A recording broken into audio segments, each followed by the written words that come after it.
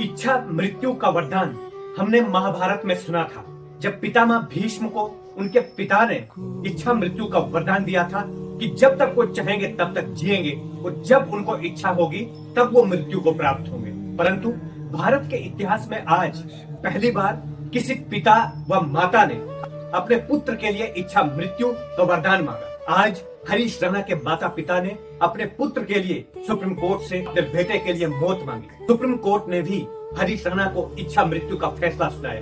पिता अपने बेटे के लिए मौत कैसे मांग सकता है, ये आज पूरे देश इस बात पर चकित है। परंतु हरीश राणा पिछले 13 वर्षों से कोमा में थे।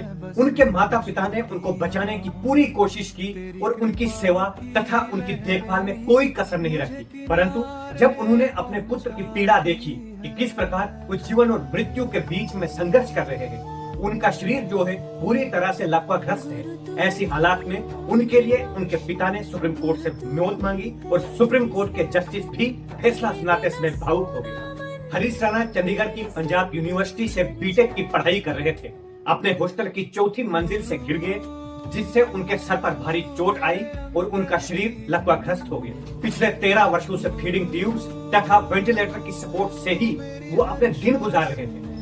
अब सुप्रीम कोर्ट ने यह फैसला सुनाया है कि हरीश राणा को इच्छा मृत्यु दी जाए।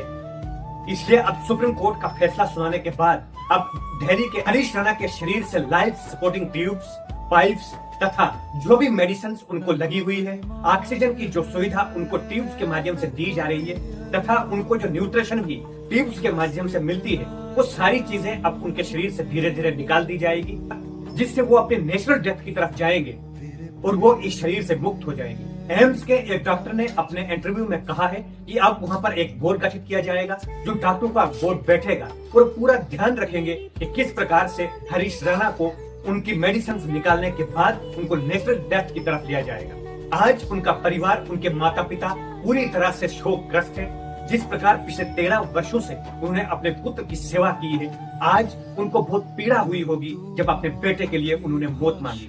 ये ऐसे ही नहीं हुआ होगा, ये बहुत मजबूरी से उन्होंने किया है। आज उनका दिल ही जानता है कि कैसे एक माता पिता अपने पुत्र के लिए मौत मांगने पर मजबूर है। परंतु मनुष्य शरीर नाशवान है और हरीश राणा की आत्मा जो है वो कभी नष्ट नहीं हो सकती है, क्योंकि सनातन संस्कृति तथा हमारी भगवत गीता में कहा गया है कि तुम्हें न शस्त्र काट सकता है, न अग्नि जला सकती है, न पानी से भिगाया जा सकता है, नष्ट केवल शरीर होता है। हरीश राणा की आत्मा जीवित है तो कभी नष्ट नहीं होने वाली है। परंतु जीवन के साथ जो उनके साथ घटित होना था वो हुआ। उनके परिवार को जो ये शोक मिला है, वो इस भारे शोक से उभर जाएं और शांति पूर्वक हरीश राणा को विदाई दें। यही कहते हुए हरीश राणा की आत्मा को शांति मिले, ईश्वर उनको अपने चरणों में स्थान दे और जब उनको नेचुरल डेथ की तरफ लिया जाएगा, ये क्षण सहने की शक्ति दे उनके परिवार को, ये दुख सहने की शक्ति दे। संसार में किस प्रकार के मोड़ हैं, इस संसार में कब क्या होना है कोई नहीं जानता है।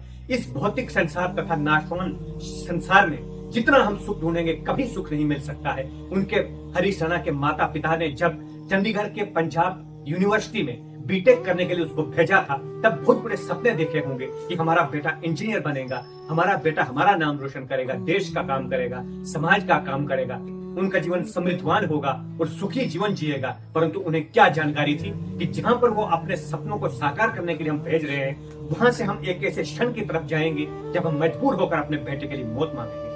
इसलिए हमारे शास्त्रों में कहा गया है कि इस भौतिक संसार में कभी सुख नहीं है। आप जितना सुख चाहेंगे कभी सुख नहीं मिल सकता है। सुख केवल शांति में है, सुख केवल परमात्मा के चरणों में है। इसलिए हमें प्रतिक्षण प्रतिपल परमात्मा को याद करना चाहिए, क्योंकि परमात्मा हमारे जीवन में कब क्या करेंगे कोई किसी को ये जानकारी नहीं है। इसी तरीके से पूरे संसार में, पूरे विश्व में ईश्वर अपनी कृपा बनाए रखे, पूरे विश्व में शांति हो, ऐसा ही कहते हुए हरीश राणा को पुनः एक बार उनके जीवन को मुक्ति मिलने के बाद उनकी आत्मा को शांति मिले और उनके परिवार को ये दुख सहने की शक्ति मिले। इतना ही कहते हुए आप सभी का बहुत बहुत धन्यवाद। जय हिंद, जय भारत, जय श्री राम।